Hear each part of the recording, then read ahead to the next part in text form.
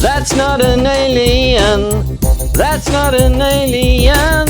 That's not an alien.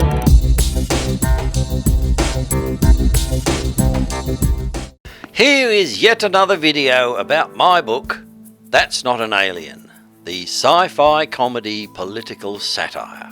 And I was talking about some of the characters. On the baddies side, there is Meredith Macpacker. And he even says, my parents gave me a girl's name, so you don't be surprised that I've turned into an angry, blustering, bitter, fat old man. The war that's coming, it's called World War III. All the countries are all breaking up.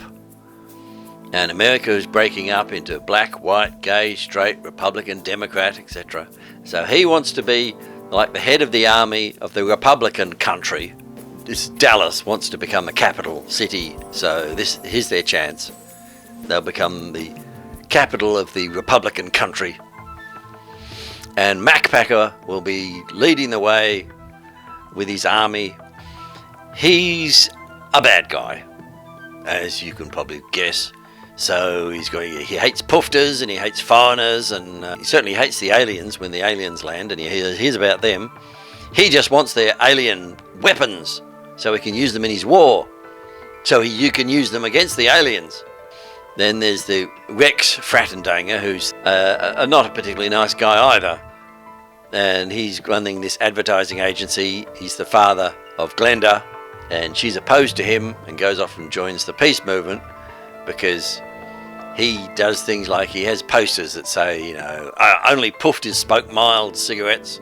So he's happily promoting the war for Macpacker, and Macpacker wants a new word for friendly fire. So he comes up with this term, reported as accidentally mistargeted by own troops or something like that. It's the acronym RAMBOs. So there were 500 Rambos, and it sounds really heroic instead of totally incompetent. So that's the kind of guy he is. He's rather unscrupulous. He makes a reference to Putin, and he says, he never answers any of my calls. So there's Mac and there's Rex, and Glenda is the daughter of Rex, and Melody is the daughter of Macpacker, and so she's opposed to him as well. So she goes off and joins the peace movement. So you've got these two men and their daughters are opposed to them and are fighting against them. So there's a family dynamic in there. There's an element of the Star Wars, the battle between father and son. In this case, it's father and daughter. And then there are other people like General Hitler. He meets Rex and he says, "Oh, General no relation, I'm afraid." So they think, oh, great. He's disappointed that he's not related to Adolf Hitler. So that gives you an idea who the guy is. So there's sort of all the bad guys lined up on one side and all the good guys lined up on the other. Macpacker leads the army to go and get the aliens from the scientists so he can use them in the war effort.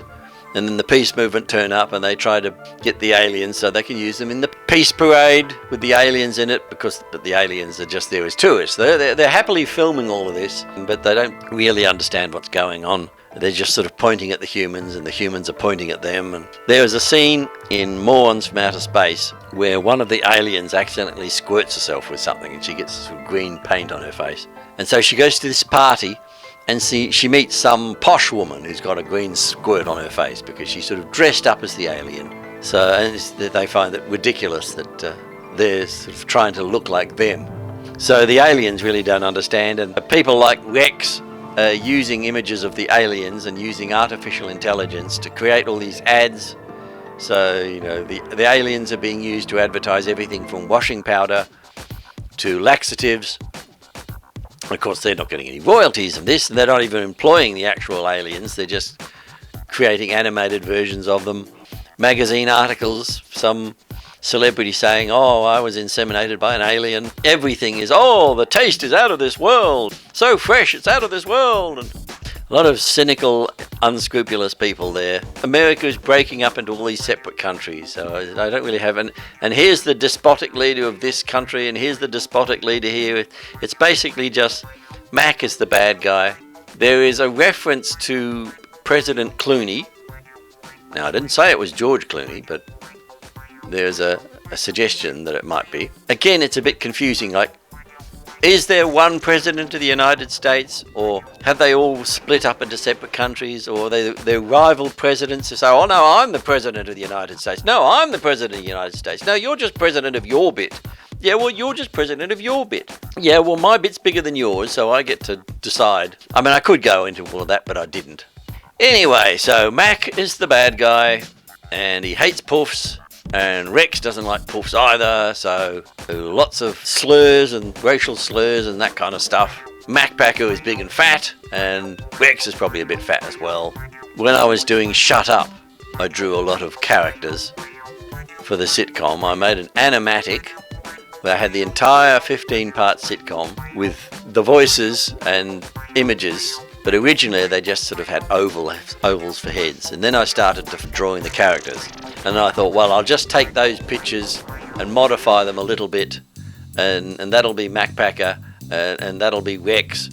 There's a sort of a general for the Mind Patrol series. So I thought, oh yes, I'll just take that general and make him a bit fatter or something, and then he can become Macpacker. And there's some guy, I'll put glasses and a mustache on him, and he can be Rex. And then I'll take like Samantha from Shut Up and change her a little bit, and she can become Glenda or Melody or whatever. There was a scene in South Park where Butters went somewhere, he got off a bus somewhere, and these two people walked past, and they saw him and were shocked, and I thought it was his parents. They looked exactly like Butters' parents, but apparently they weren't.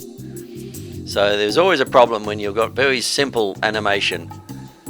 Then eventually you can't tell the characters apart.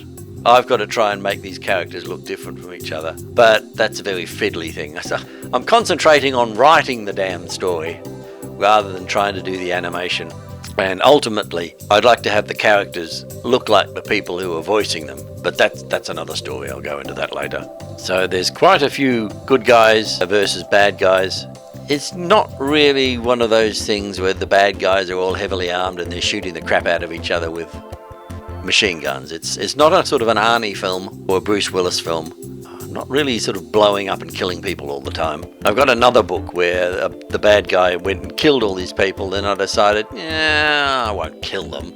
So they all end up in hospital, like a scene out of It's a Mad, Mad, Mad, Mad World. They're all in hospital, lying in bed, and they've all got plaster all over them, and there's arm up and leg up and it's that kind of thing. If I really need to kill somebody, I will. Sometimes if they're an alien bad guy in certain movies, I'll just blow the crap out of them. Other times I just mercilessly kill people, but they're sort of in the distance, so you don't really see them, and you don't really get to know them. You don't really see Mac go up to someone and blow their head off. If you want to, then I'm sorry, you'll be disappointed. You'll just have to go and watch Peacemaker. He loves blowing people's heads off. So that's a bit of an idea about some of the bad guys. And it so often happens that, they're not horrible, evil people like Donald Trump. They think they're the good guys. Now, in this book, Donald Trump has already been killed. He was torn apart by a mob of his own supporters. And so they do this thing that whenever I mention him, they sort of say, but Donald Trump, blessed be his name. And then eventually it's sort of, Donald Trump, etc., etc. He's dead, but they sort of revere him a little bit. At one point, this General Hitler, he has a photograph of Ronald Reagan, and he gives it to Rex as a present, thinking Rex is going to be impressed, and Rex is sort of, thank you, General. Oh, it's signed by Donald Trump. And he looks at the painting and it says, he would have been so proud of me, signed Donald Trump. So, making lots of jokes at the expense of Donald Trump. So many jokes that he would be bankrupted if he had to pay the expense. But anyway, so that's a sort of an idea of some of the bad guys.